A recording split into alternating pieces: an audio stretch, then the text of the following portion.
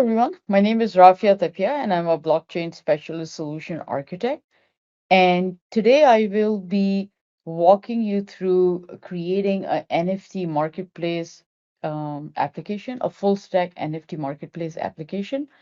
Um, there are few prerequisites which you have to be able to complete it before you start developing blockchain application.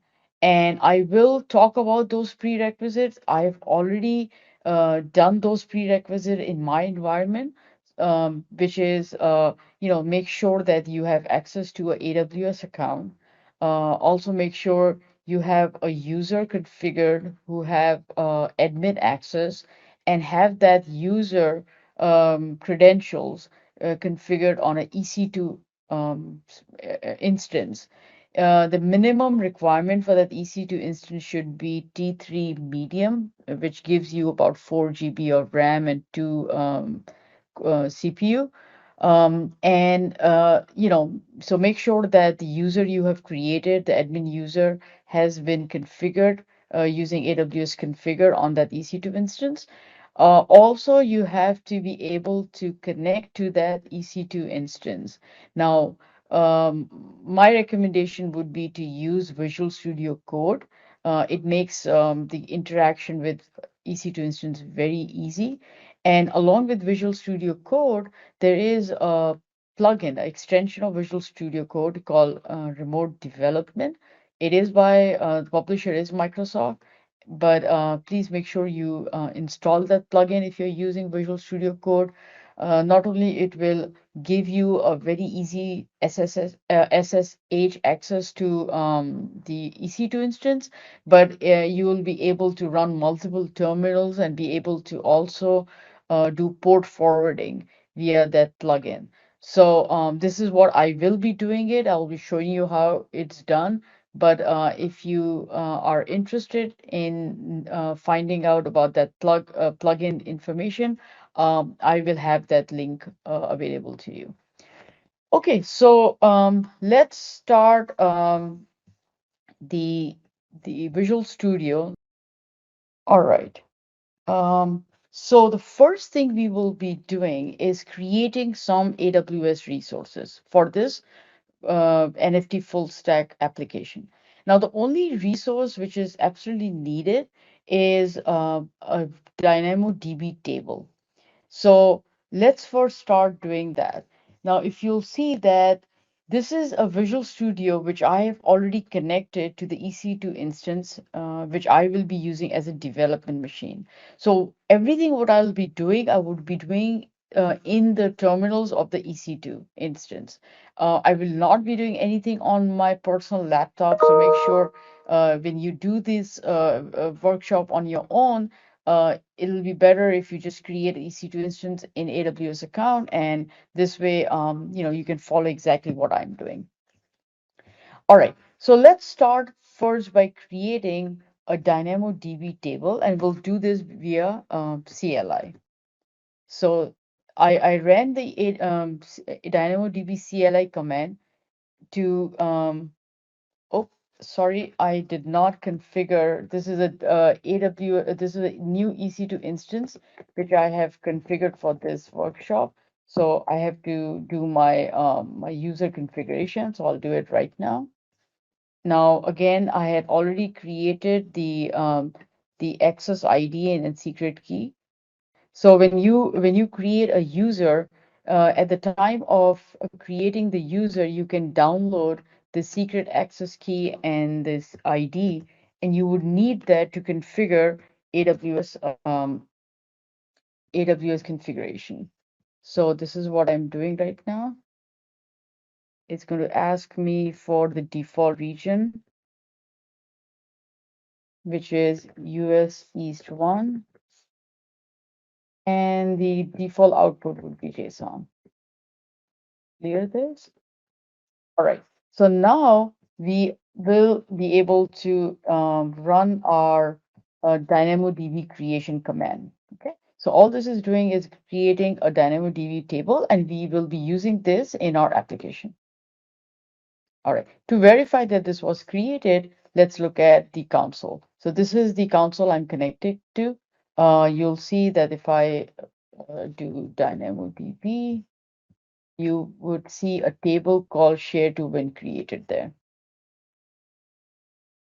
And there you go. Okay, so now let's start the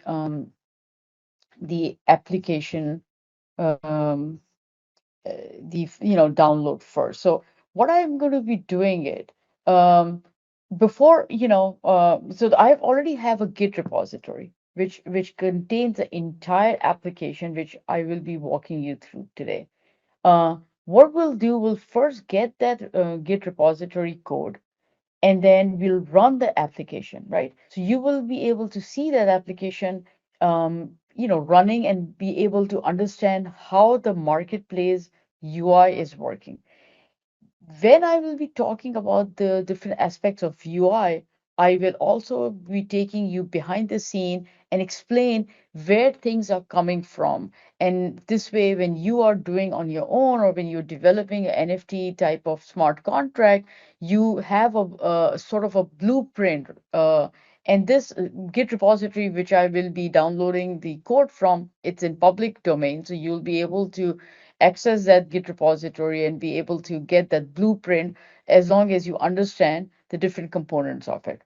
Okay, so the first thing we will do, since I will be using this EC2 instance as a development machine for my blockchain development environment, right? Blockchain NFT, full stack NFT application. I have to install few development tools. The first thing you have to make sure your EC2 instance has is the Node.js. I already have installed Node.js on this EC2 instance. So when you create an EC2 instance from a Linux AMI, it does not include Node.js by default.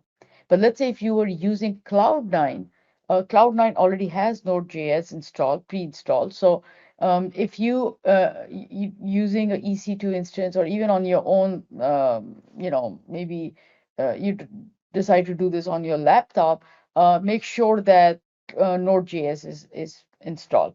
The version of Node which I have used to do the testing of this workshop is 14.16.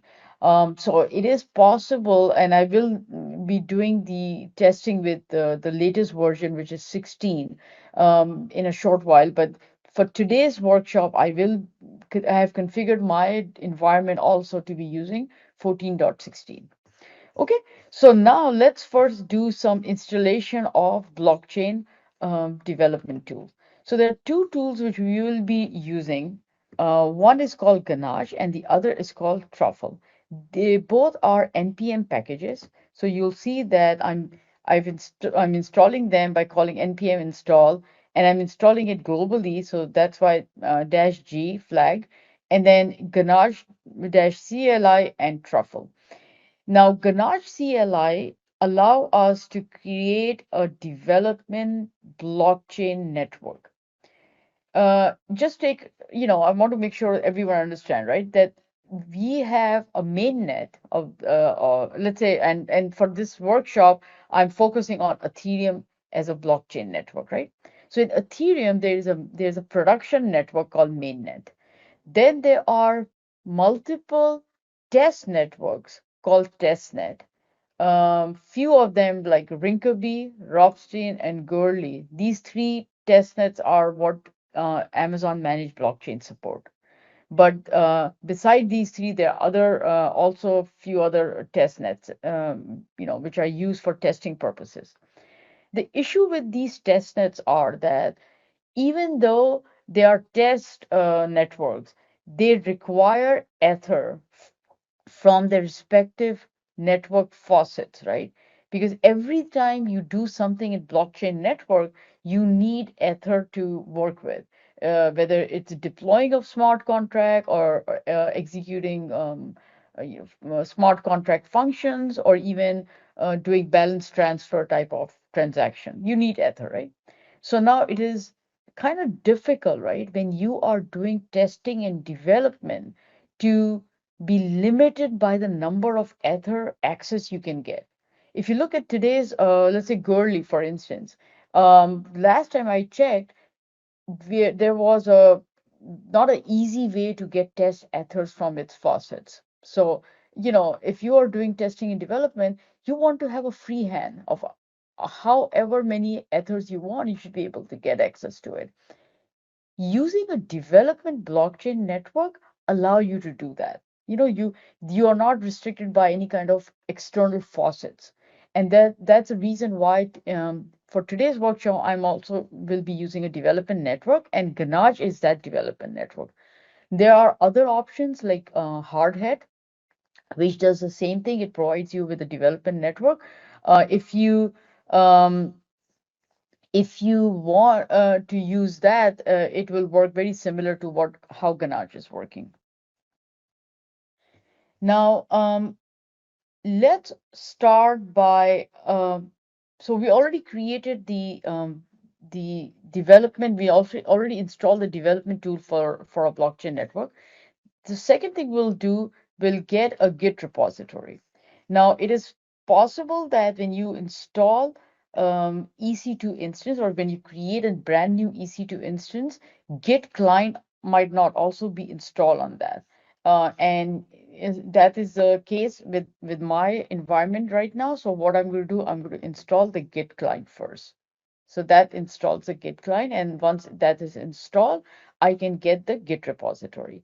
Now, the Git repository, which contains the entire code which I will be walking through, is available at github.com/aws-sample slash nft-marketplace.git.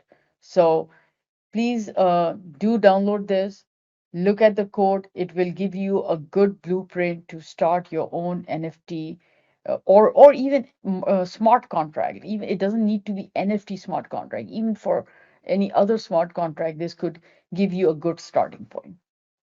So let me first download the um, repository. And now, using the Visual Studio Code, if I do open folder, I should be able to get to my Git repository. So let me, here, you'll see that it has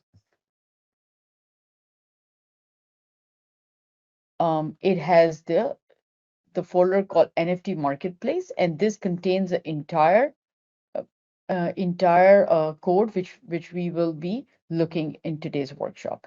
Now, before we go in and run this application, let me show you what this application, if you had to deploy this application on AWS infrastructure, how would you do it, right?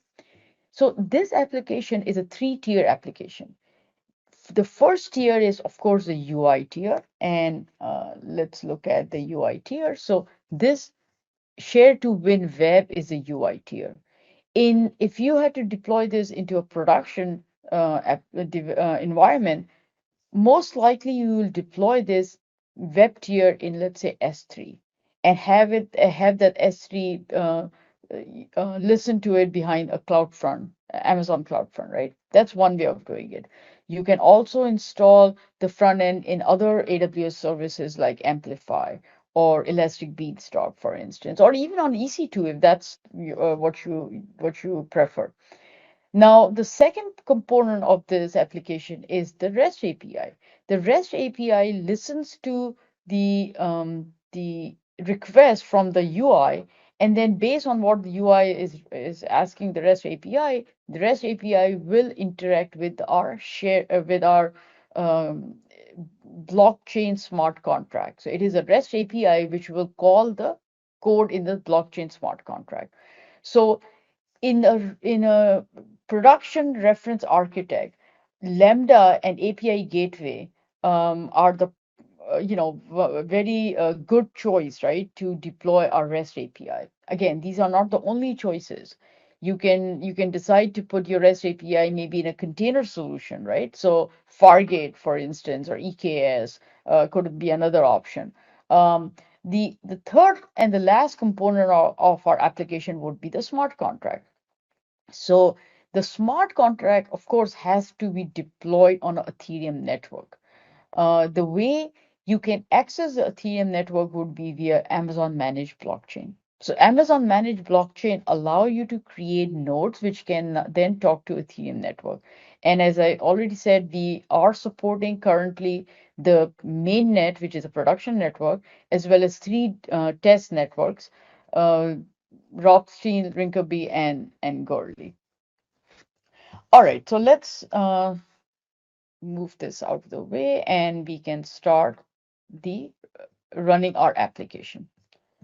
So I have my code and now I will first show you how to run this application.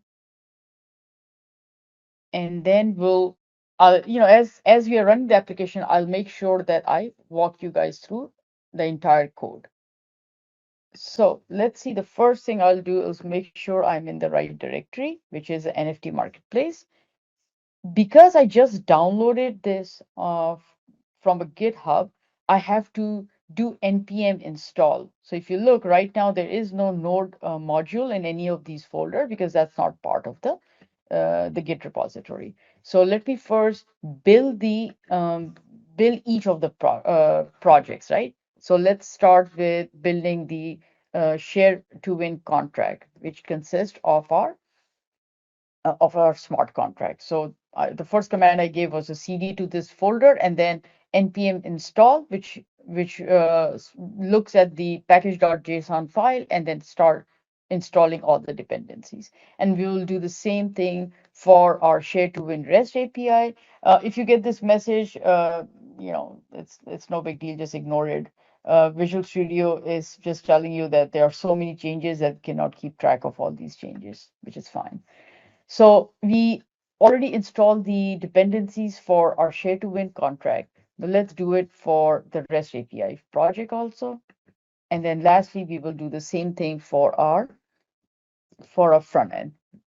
So right now I'm doing the installation of dependencies for REST API. And the third thing I will do would be for the share to win web, which is our UI. The UI is written in React. So there you go.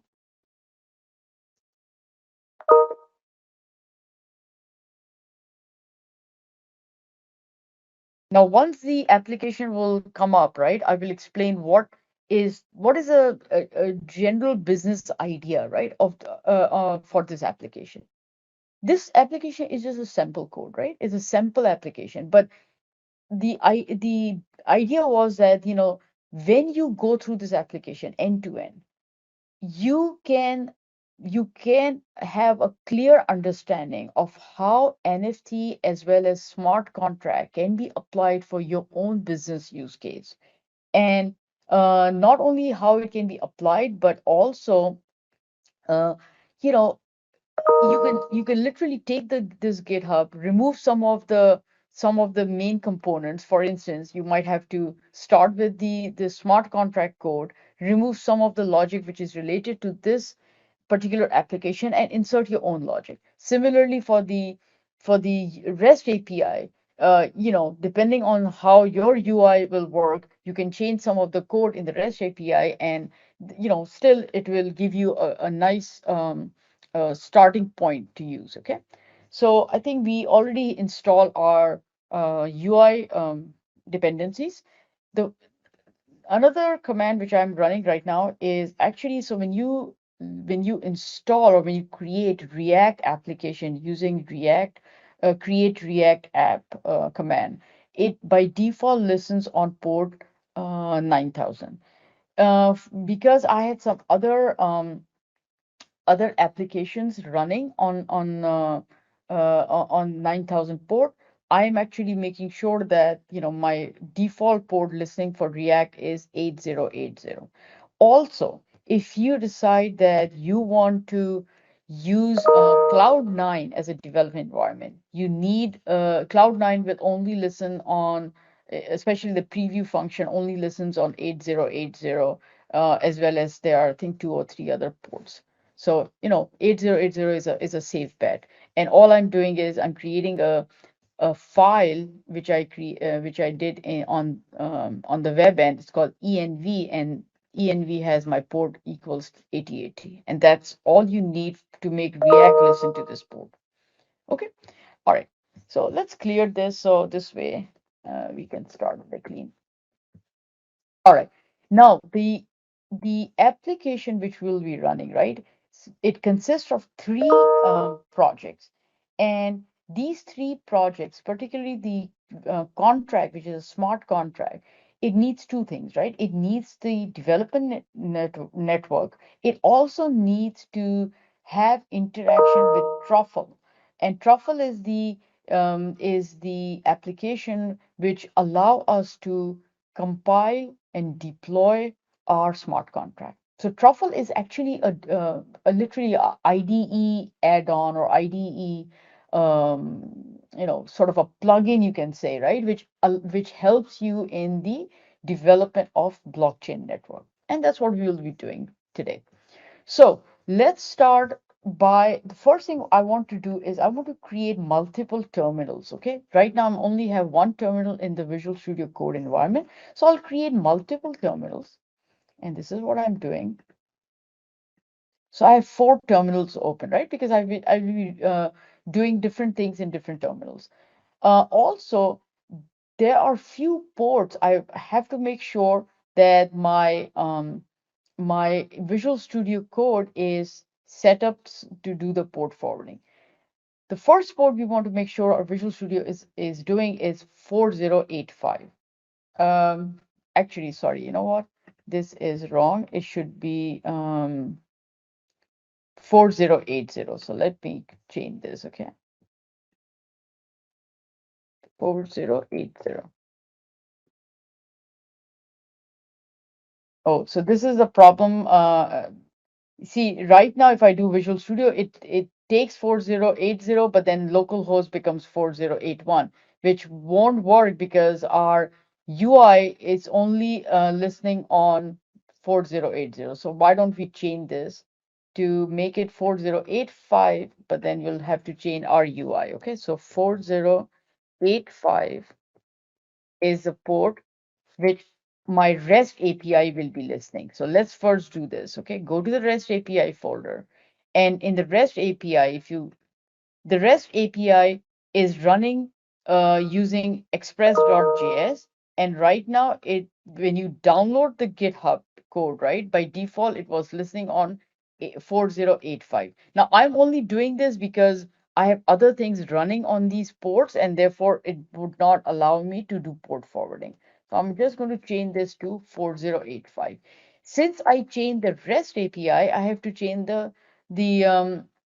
the web front end. So now it knows that the REST API is listening on 4085. So let me do that. Okay. So again, this is for the REST API, and for the web is the file you need to change is located in the services and app asset service. And this is all I have to change to 4085. Okay, so now we've tied the web end with our REST API service.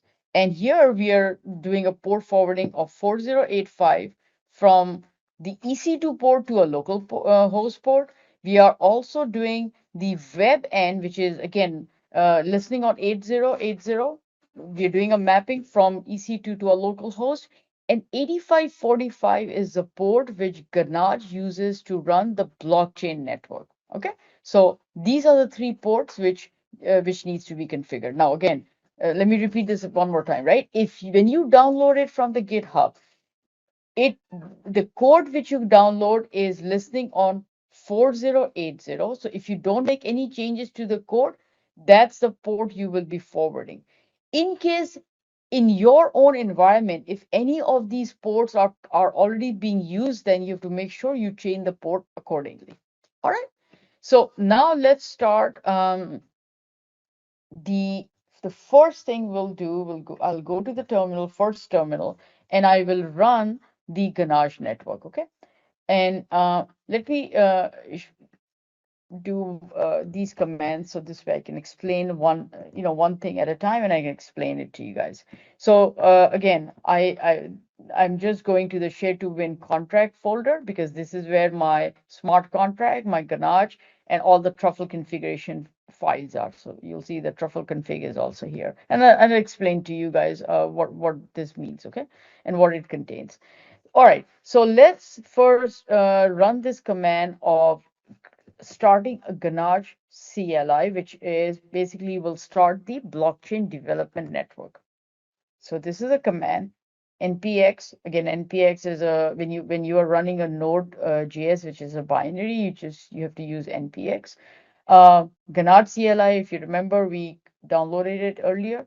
The Ganache CLI takes few optional parameter, and one of the optional parameter it takes is called ACCT keys. And what it does that when you'll see when Ganache starts, it creates about 10 test accounts, right? And for each of those test account, it not only gives you 100 Ether, but it also give you the account private and public key. Now, what this optional command does, it actually takes those public private key of those test account and put it in this file. And I need that for when I'm running the application, right? So this way I don't have to keep on coming to the terminal. I have a nice file which I can then refer to. So that's what I'm doing it right now. All right, so let's run this. So as you'll see, when I ran the Ganache CLI, right, it gave me access to these test account which it created. Also, few things it's showing me, right? The test accounts which it created, they're all based off on a HD wallet. And if you know how HD wallet works, in HD wallet, there all the accounts you create, right, can be tied together via for on one mnemonic, right? So one you can create one mnemonic, and based on this one mnemonic, you can actually create many accounts with its own public and private key. As long as you have this mnemonic, you can literally get the public and private key for all the accounts which were created. So when you're using HD wallet, and like the very well-known HD wallet is MetaMask, right? That's exactly how MetaMask works. You need to have you need to save your mnemonic, because if your mnemonic is compromised, all your accounts will be compromised. Let's say if you compromise one private key, okay, fine, that one account is compromised, right? But when you compromise the mnemonic, all the accounts which are based from this mnemonic, they're all compromised. So it's important to safeguard this. Again, this is a test network, so it does give you some you know gas price and some limits on the gas. All these can be configured, right? And lastly, it is telling you that it is listening on localhost port 8545. Now, if you remember, this was one of the port I had forwarded. Now, why do I need to do this, right? In case you decide that you want to attach, or you want MetaMask to also be able to listen and be able to interact with your developer network, you can configure MetaMask so that MetaMask can, listen and to the network which is listening on 8545.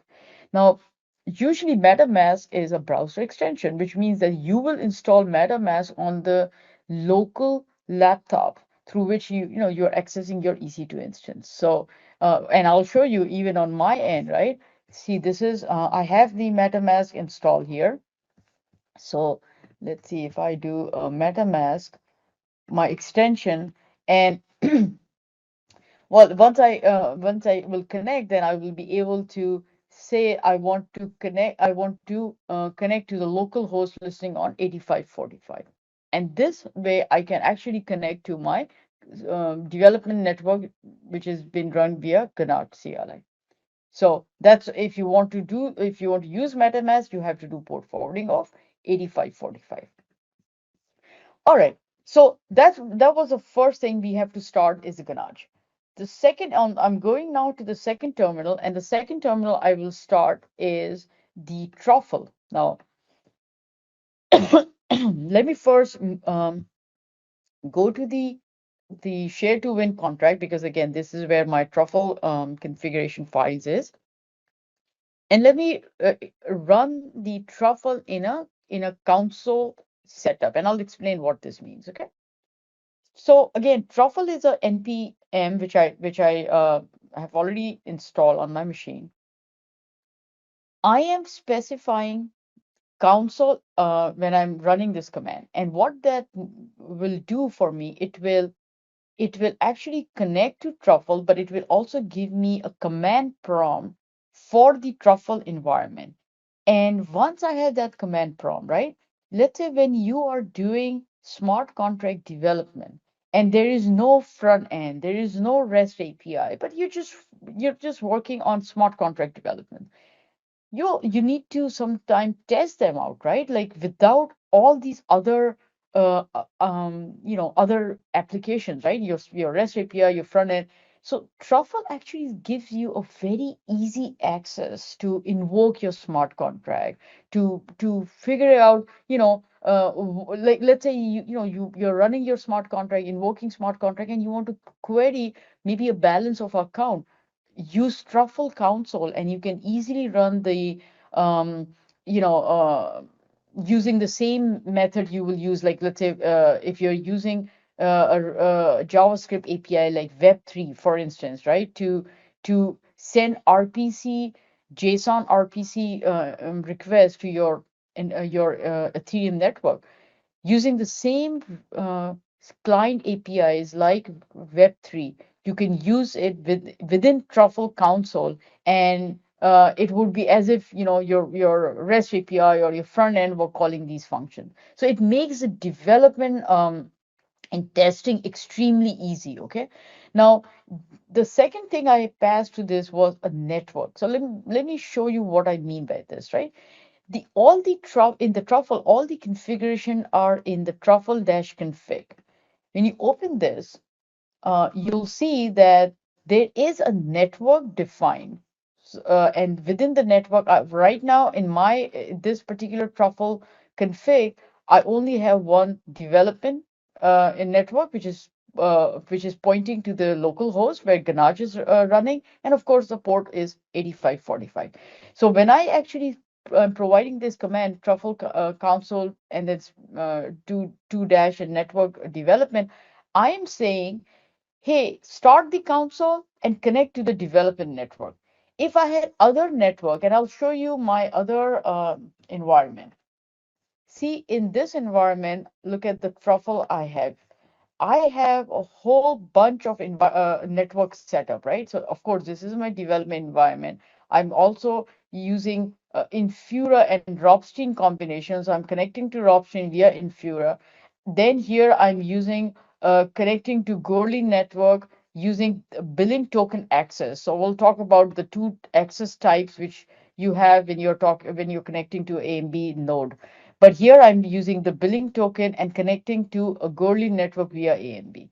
Uh, I'm doing the same thing for Goerli network, but this time I'm using signature 4 access mechanism. And again, I'll explain the difference between billing token and signature 4 later on.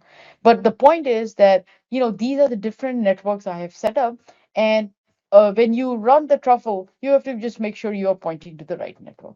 Okay, so let's do that. Run this command. And now what will happen, this will connect to our development network, which is a Ganache CLI, which we are running here. And you'll see, look, when you interact, right, this terminal will spit out information of how users are interacting, right? This is extremely important for testing development. So I've already connected to my Ganache network. The first thing I will do, and if this, let's say, if I was, writing a smart contract, right? whenever you make a change to a smart contract, it needs to be compiled, and of course, it needs to be then deployed to your Ethereum network. So the first command I will give in this console is compile. What it will do when I give the compile command, it will look at all the smart contract which exists in this contract folder, and it will start compiling them. And I will explain, how we can scaffold this whole folder structure using truffle and truffle init command. Okay, but let's compile it. So I compile the contract, and once the contract is compiled, of course, if it shows any error, you'll fix the error. But let's say with no errors, the contract is compiled.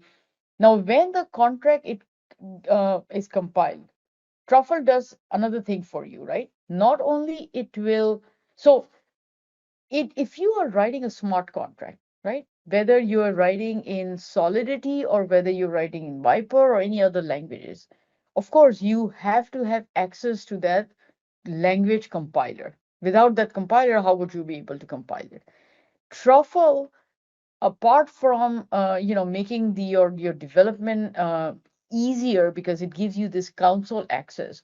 Another benefit of using Truffle, that when you download Truffle and install Truffle, it automatically gives you access to Solidity compiler as well as Viper compiler. Now, for my workshop, I'm using Solidity as a language for writing my smart contract, so that's why I will be using Solidity compiler. But I did not have to do any kind of compiler setup, right, on my development environment. All I did was download Truffle, and I was ready to go.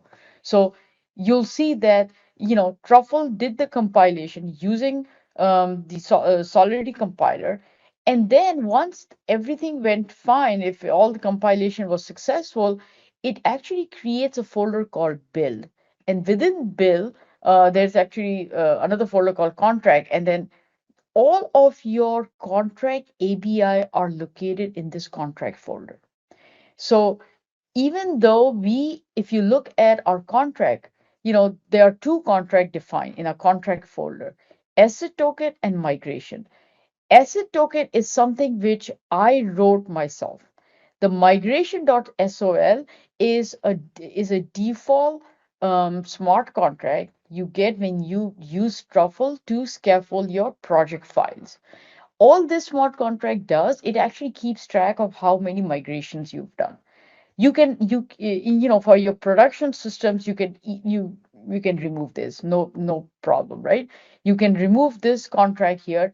And also the Truffle scaffolding feature, right? Not only it creates this migration.sol file, which is your smart contract, and it also creates this migration.js file.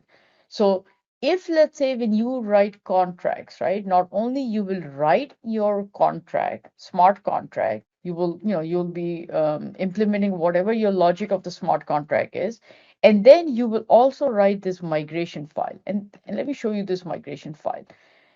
All this you can just cut and paste. So let's say if you had created another contract called mycontract.sol, all you will do, you will create a variable, say, hey, bring my console my contract, not without the file extension.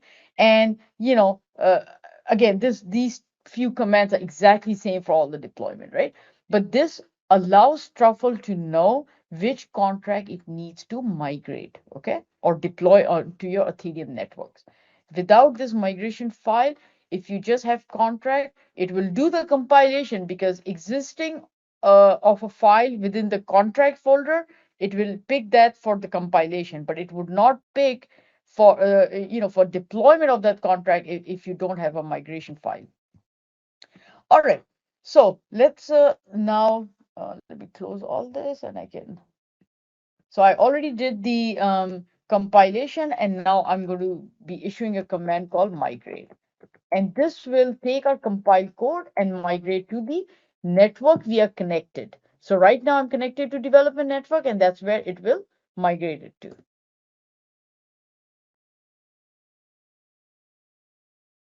Okay, so once the migration is complete, uh, and you'll see that on the Ganache side, see all this is you can actually look at what's happening every time I send something, right? So the truffle was sending the transaction. This is a transaction truffle send to create your contract or deploy your contract on the network. And deployment of contract in the network means that actually a transaction is created which allows the contract smart contract to be deployed, right? And you'll see that, so it's actually a very good way to even learn and understand what is happening behind the scene.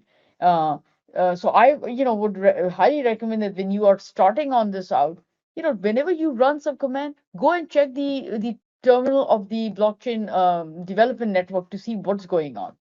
But here, when I ran the truffle migrate, it did two things. Okay, the first thing it did was, of course, it picked. See, it is going to be picking all the files which exist in the migration folder, right?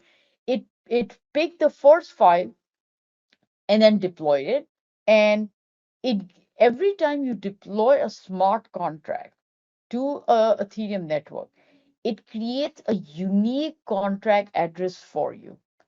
All right. Let's say you are working on a smart contract and same smart contract you keep on migrating to the Ethereum network every time you do a deployment, because every time a new transaction is created, every time you will get a different contract address. Now this contract address, okay, is the handler which your REST API or front end or any other application which is outside of the blockchain which needs to call this contract needs to have. So there are two pieces of information, okay? Your any external code which will be calling your smart contract needs to have. It needs to have the contract address, and it also needs to have the contract ABI. The contract ABI tells your front end or your REST API what kind of functionality you have implemented in the smart contract. It tells your API or UI what are the functions defined in your smart contract, what are the parameters of those functions, what are the return type of those functions, right? All that schema information is in your API. And of course, any application code which invokes your smart contract needs to have that. Okay, so those are the two pieces of information we need to get. Now, so the first thing this did was it actually deployed the smart contract. Again, this was initial migration is just something which Truffle, scaffolding project gave us. You can if you want, you can delete it, and if you do that, this particular migration would not happen. For us, the main point of interest is our asset token, because that is a smart contract we have written. And when you migrated it, it gave you a contract address. Now we will take this contract address and we will copy this contract address to a environmental variable which is located in our REST API. Because keep in mind, a front end never talk directly to the smart contract. A front end will talk to the REST API, and the REST API will talk to the smart contract. So we need to make sure our REST API knows this contract address. And the way we are doing it here is we are storing that in an environmental variable. So let me go to the environmental variable file, which is this env export.sh. And you'll see when you have downloaded the code from the GitHub repo, it will tell you enter your migrated smart contract. So I'm going to copy this and I'm going to paste it here. Okay, now in my Visual Studio Code, I have selected this auto save feature, and therefore every time I make a change, it automatically saves my file. If you have not done so, please make sure you save the file before you move to the next step. Okay, so now we've got our contract address, we've put it in our environmental variable. The third terminal, we will be running our REST API. Okay, now before we run, let me first go to the REST API folder. Let me cd to that. So I'm in the REST API folder. And I will be running two commands here. The first command, because we made some changes to our environmental variable file, we want to make sure those changes are picked by our terminal. So that's the first command I'll run.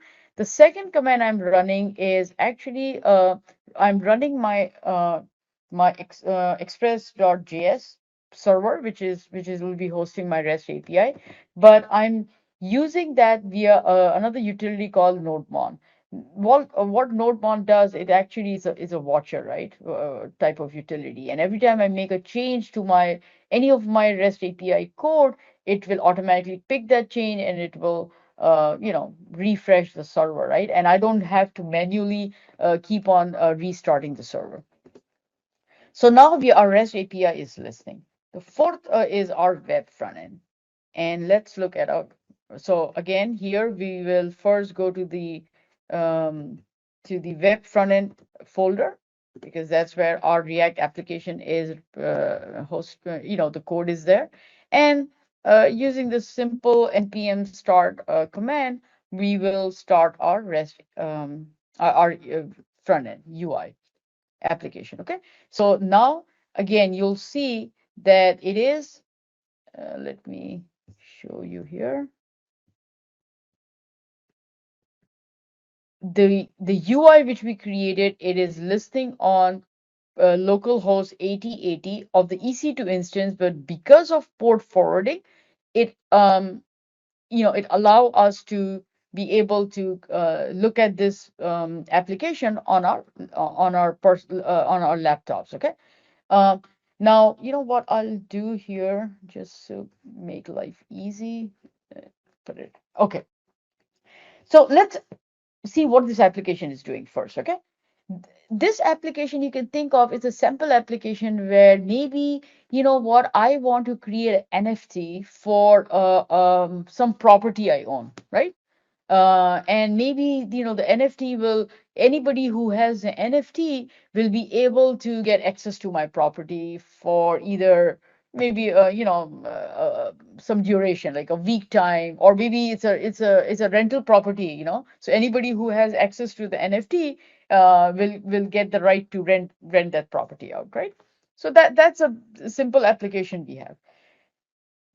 There are a few things, okay, when we start. So again, this is a simple application. This is how it's done here. That doesn't mean that in a production environment you will do exactly how the sample application is doing it. For instance, one thing this sample application is doing, it automatically creates a marketplace admin. And when it created the marketplace admin, all it did was, if you remember, when we started the Ganache network, it actually gave us 10 account, which we stored in this at account.json file.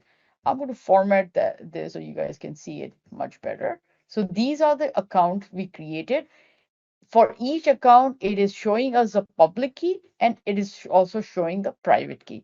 So the simple application logic is that it picks the first account and make it the admin of the application. So that's the marketplace admin is really pointing to the first, and you'll see that the public key is it starts with, OX is just a hexa prefix, right? But it starts with A9B, and you'll see the ether, it's A9B and so forth, right? The addresses. Now, the marketplace admin can create more users by just clicking this add buyer button. When add buyer button is clicked, all it does, the sample application it does, it picks whatever the next available address is and assign it to that next buyer. So if I click on this buyer, you'll see this buyer Ethereum address is 3F0 3F0. Okay, now in production system, most likely you will use some other identity management tool like Cognito to do this. Again, buyer one would not get the add buyer button because he's not the admin, and therefore let's create another buyer. Now, the way I will be doing this, I will actually, every time I do something on the UI, I'll be talking in the code behind the scene how that is happening. Okay, so let's first focus on the UI code first. Okay, if you look at the the Share to Win web project, you'll see that it is a React application, and all the UI you see on this. I'm sorry, you know what? This is not the right one, so let me. All right, this is what we are working with, right? All right, so you'll see that on the web end, right? If you look at the source has about five React component. These React component, all the UI, all the HTML, CSS you see, they are defined in this React component. Again, very simple, and a way of doing this, very common. If anybody has done any kind of React development, then they know this is the standard stuff, right? You create your component. The second thing it does is, for the UI component, you will define some models, right? UI models, and that's what this file is. The app model, it just contains the interfaces and the classes which your UI front end needs. So again, any standard React development stuff, right?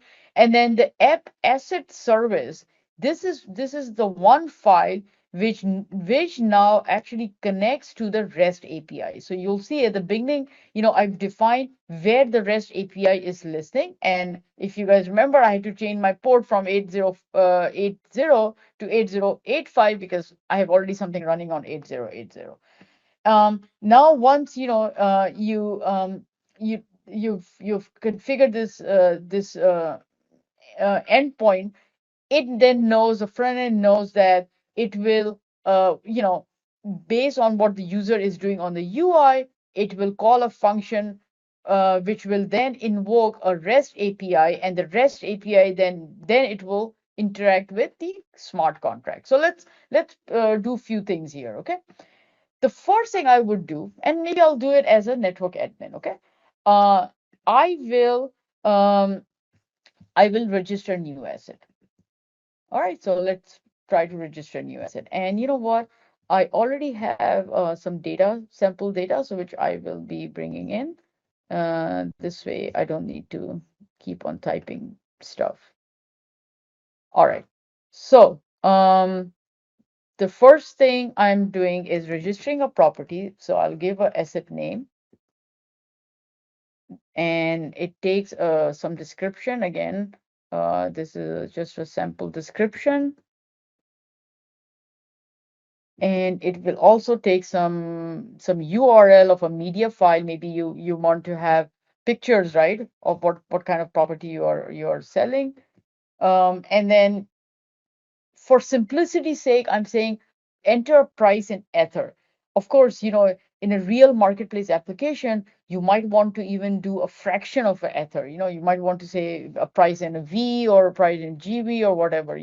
But let's say for time being, we'll just say enter a price in Ether. And now save changes. Now what? Oh, did I screw up on the? You know what? I think I screwed up on the URL. It's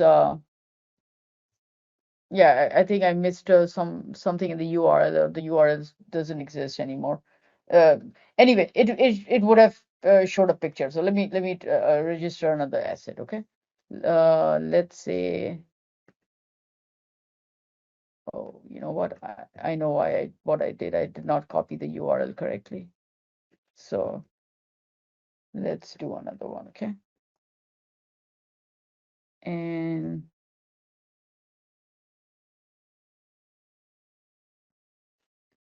so this is the other asset I'm creating. Again, I'm also creating as a marketplace admin. Okay. And the third thing is the URL. And here I'm saying maybe I want to sell this for 2 Ether. And you'll see that a nice picture also shows up. Now, what this is doing, right?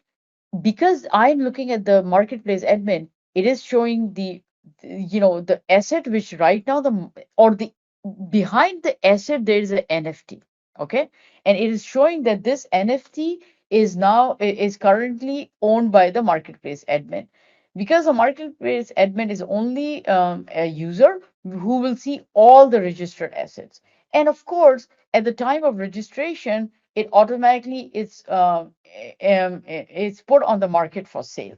If you look at a buyer one, you'll see the buyer one has the option um, of actually buying any asset. Actually, this is really bothering me, so let me fix this. Okay. Now this information is coming from the DynamoDB table we created. So if you look at the DynamoDB table, okay, there will be two entries. Uh, the first entry is our. So I'm going to change this and okay, so now the way our application works, let's go behind the scene, what happens at the time of registration, okay? The front end, a registration component was used to show that UI. It then calls a REST service, which is called register new asset. So let's look at the REST service. Within REST service, all your REST API code is in this app logic, okay? If let's say you had to take this and deploy it as Lambda, this is the one file which contains all the logic, all the code, right? Which you will then make sure your Lambda handler has. All right. So in this, let's look at our registered asset code. So the front end called this registered asset. What it did, it created an asset ID, a unique asset ID, which is actually a random asset ID it created. And then it called the smart contract method called registered asset. Now, how would the REST API knows, how to call the smart contract, right? Two things. Remember, I said it needs the contract address, which we already put in our environmental variable. And at the time of constructor, you'll see that it actually created the provider, right, using the information which is stored in our environmental variable. Here it took the environmental variable contract address which we have specified, and it also when your REST API is creating a, a object, right, which is pointing to your smart contract, it will need the contract address and it will need the ABI. And the ABI is stored in this contract ABI. Now, when you downloaded the code from GitHub repo, it already had this. If let's say you're starting from scratch, you would not have the contract ABI. So what you have to do is when you compile your smart contract, you know, go in the build contract folder, look at your asset token.json file and copy the entire JSON file from here to a file within your REST API or somewhere so that your REST API can get access to it. So what I've done, I've actually created a file called contract API. It just export that entire JSON, right? And then on my REST API, all I'm doing is I'm actually creating, importing the entire file and thus the entire contract API, call it JSON interface, and then you'll see that I'm providing JSON interface dot ABI, which ABI is just a property of this class which I exported out. Okay, so these are two pieces which tie the smart contract with the REST API.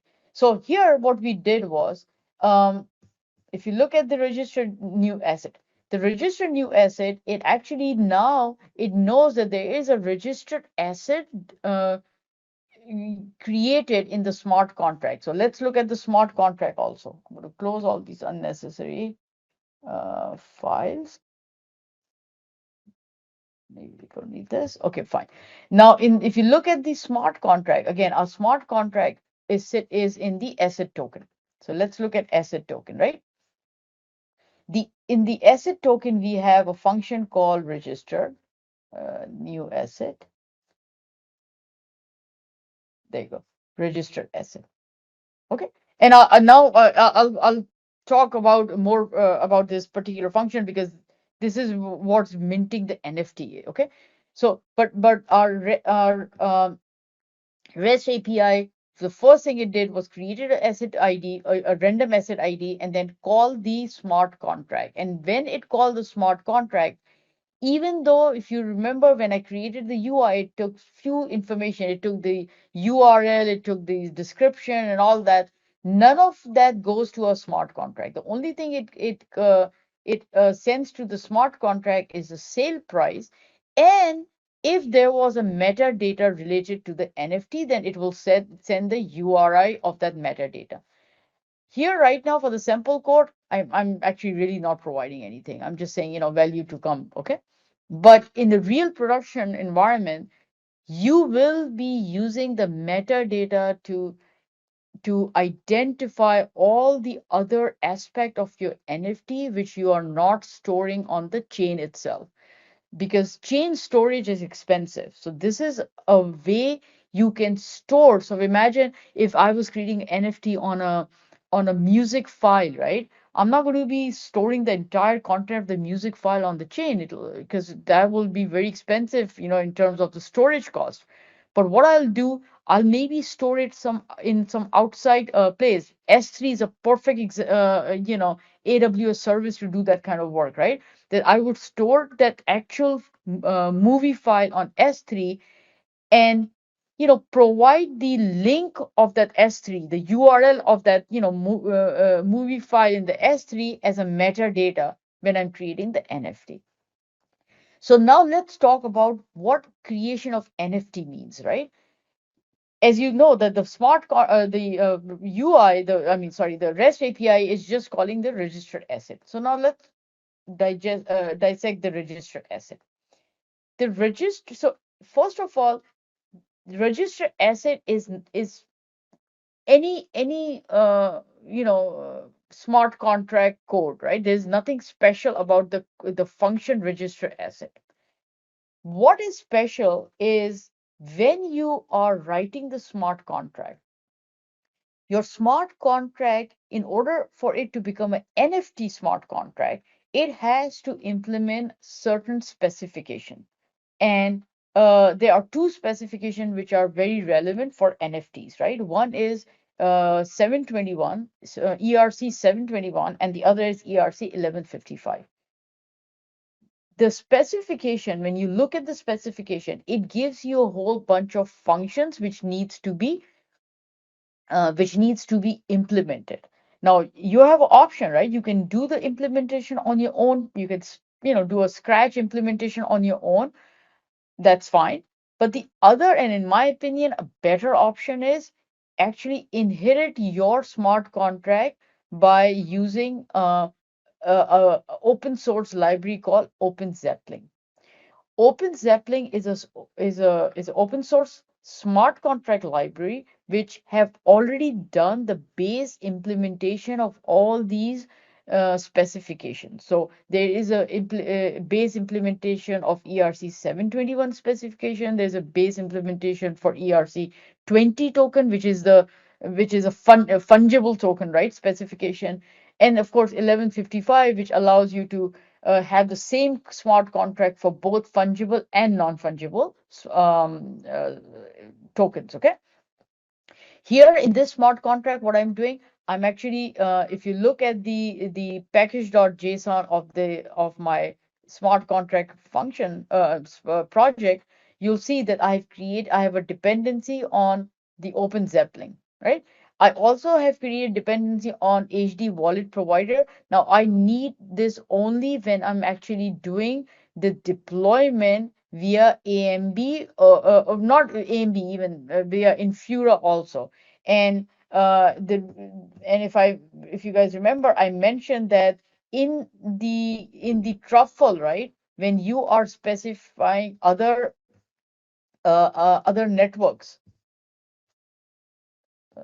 sorry, it's here.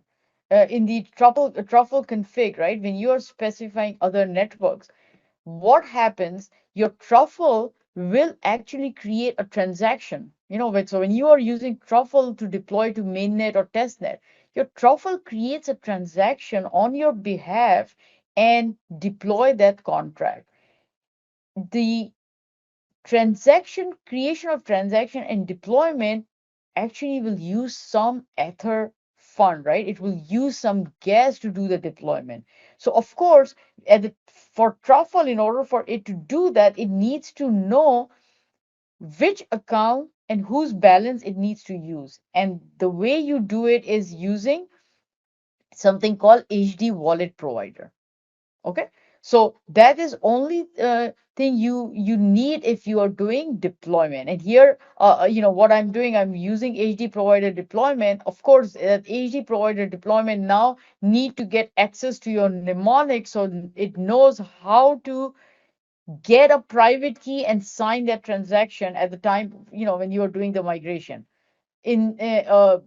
Because this entire code is in Git repositories, I would never want to expose my mnemonics in the code itself. So the way I'm doing it, I'm actually using Secret Manager, another AWS service, which is perfectly suitable for doing these kind of work. You will use Secret Manager to get the mnemonic and pass that mnemonic to Truffle so that it can sign on your behalf. All right. But here, so these are the dependencies, right, which we have. So in the asset token, all I'm doing it is I'm creating my smart contract, which is inheriting from the Open Zeppelin ERC-721 smart contract.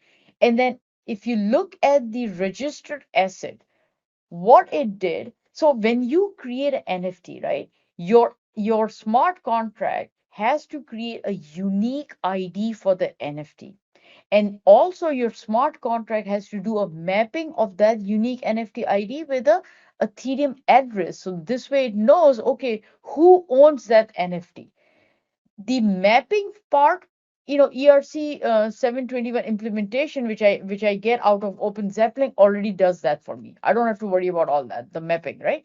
But I need to have a way to create that unique ID for that NFT, the new NFT I'm creating. My sample application is very simple, right? All it's doing is actually it has a counter. Every time a new NFT is created, it gets the next value of the counter and it uses that as the NFT token ID. So this is what this is doing. Then the underscore safe mint is a function which is provided to me by the Open Zeppelin implementation. And there I pass the ID, the token ID, which I have created in the previous two lines, as well as the account which is invoking the function. Because here, if you remember, if I use marketplace, and the marketplace admin Ethereum address would have been passed to the would have been passed as a message dot sender. So now it knows, oh, this NFT belongs to this particular user. Okay, and then it does few other uh, map storage on the smart contracts to make sure that the functionality which this is providing is available in the smart contract. So again, you'll see there's a very clear connection from web UI to REST API to the smart contract. Now there's one last thing. I only have 10 more minutes, so let me first show you another thing which is important to understand, right? Let's say the marketplace, maybe I need to refresh so my picture comes. Okay, there you go, my picture is there. And see, this picture, remember, it was broken because all I did was I went back to the DynamoDB and fixed the URL, and now it came back. Okay. Now let's say buyer one, who does not have any NFT right now, wants to buy NFT. Okay. So he will click on this buy button. When he clicks on the buy button, it's telling it cannot transfer token, not sufficient fund. Now what that means, okay? This simple application is actually implementing a concept called escrow. in the sample, because this is an NFT marketplace, right? So NFT marketplace takes a escrow amount from a user, and that guarantees that, to a seller, that when a buyer is saying, hey, I want to buy an NFT, they have sufficient fund to do that transaction. Now, this is just one design pattern. Okay, you don't need to build escrow type of capability if you are doing your own NFT marketplace, but this sample application shows you this feature, right? So here, when I try to click it, it said it can't do the buying, can't do the NFT transfer because there is no escrow. See, if you look, this guy has 100 ether, which it got because at the time of Ganaj creation, we created this account and we gave each account 100 ether, but nothing in the escrow. So let's try to send some escrow to the marketplace. So there's a button called send escrow amount. Now, when you are sending money to a smart contract, you are doing a balance transfer transaction. Every time you do a balance transfer transaction, that transaction has to be signed by the address which is doing the transaction. And in signing means that I need to have access to the private key. So here I try to send this. Let's say I want to send 10 ether as an escrow. I will try to send the escrow. It's telling me private key is required for escrow balance to be sent. Okay, so what this application is telling me that, hey, I don't have access to the private key, or I don't know how to sign this transaction, and therefore, a private key needs to be available. How do you do that? Again, in production system, this is an area where you will incorporate a wallet capability like MetaMask. What MetaMask does, it actually, so instead, when, let's say, in if this was a production system, right? I would have, if a user would have sent escrow amount, this code would have then called an API in MetaMask, and would have as MetaMask API to do a balance transfer, signing of a balance transfer transaction. For the simplicity of the code, I have not integrated with the wallet. So here I'm saying, okay, before this user can send escrow amount, it needs to upload a private key. Now, in the sample application, it is taking a private key, it is keeping in the browser session, it's not storing anywhere. But even from a security perspective, this is, you would not want to do this in production environment, right? In production system, you should think of implementing a wallet API, and there are actually many wallet API available. MetaMask is one of them. So here, what I'll do, I will provide a private key, and this is where my this file comes very handy. Remember, this is the file I created when I started the Ganaj network, and I have all my private key content in this add.json, right? Because I am connected as buyer one, I'll copy the private key of buyer one. I'll enter the private key here, send key. Okay, private key has been captured. And now let me try to send Ether balance 10 and send it.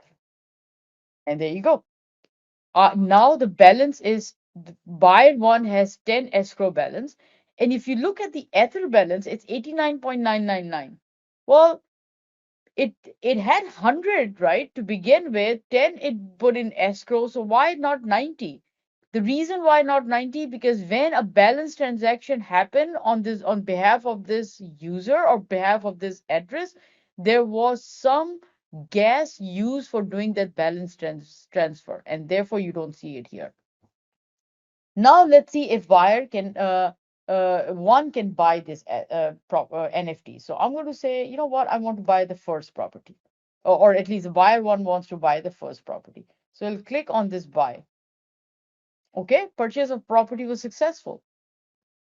Now you'll see the UI refresh, right? Buyer one owns my asset. If you look at admin property one is no more, or first property is no more. The owner is not the marketplace admin. It is the buyer one is the owner. Also, it got removed from the marketplace as a NFT available for selling, right? Buyer one now can go and decide to sell the NFT of this. So he will click on the sell, maybe decide to make some money out of it and sell it for 5 Ether and save changes. Now it says purchase was put on market. So the asset on sale is updated. It is available for sale for 5 Ether. Buyer 2 can buy the first property for 5 Ether or or second for 2 Ether. But of course, it also need to first have escrow amount sent to the marketplace. And same thing, the admin can also decide if he wants to buy the property. Now, going behind the scene of this in the code, uh, you'll see again, I showed you the registration aspect. Now, if let's say from the web end, when the user is clicking a buy button, right? The UI first create, it calls this make asset purchase. The make asset purchase, then it will call your REST API function. Apart from not only it, when calling the REST API, it will also send the from account and to account as well as asset ID. So the REST API knows, okay, who is the buyer, who is the purchaser, and what asset ID we are talking. And then it will call the REST API transfer function. So let's look at the transfer function now. The register was creating NFT.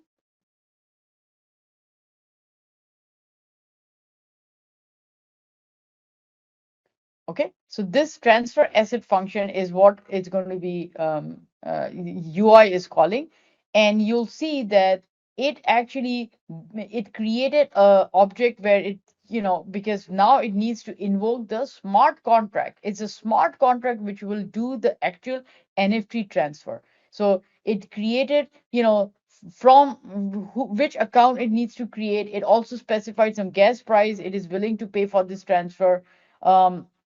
And then invoke the smart contract function called transfer asset. If you look at the transfer asset function, uh, there you go. The transfer asset function, all it does, it actually switch that mapping, okay? Because we've already taken care of the fund transfer aspect. We know that, okay? And then of course the purchaser will get the money from the escrow amount, and sorry, the seller would get the money from the escrow amount which the marketplace is holding, and the purchaser escrow amount will go down with whatever the purchase price is. So this is a end-to-end NFT marketplace application. The code is available on the GitHub, which I already mentioned to you guys. Please do check this code out. It will give you a good starting point. Oh, one last thing I want to mention. If you want to do, let's say using a truffle, if you want to create this smart contract folder structure, what you would do, you will create your first, let's say you create a folder called share to win contract, or using npm, do npm init to create this starting point for your project. And then once your npm init is done, do truffle space init. Very simple, right? Just do truffle space init, and when you do that, it will automatically create these folder structure for you: contract, migration. It will also give you a sample truffle dash config .js file, and then just start building your own smart contract. Okay, so I hope this you guys found this helpful, and if there are any questions or you need more help, please do reach out to us, and we'll be happy to assist you in your NFT development. And also we'll also show you how Amazon managed blockchain, with its capability of connecting with the test nets and mainnet, can make this very easy for you to implement. Thank you.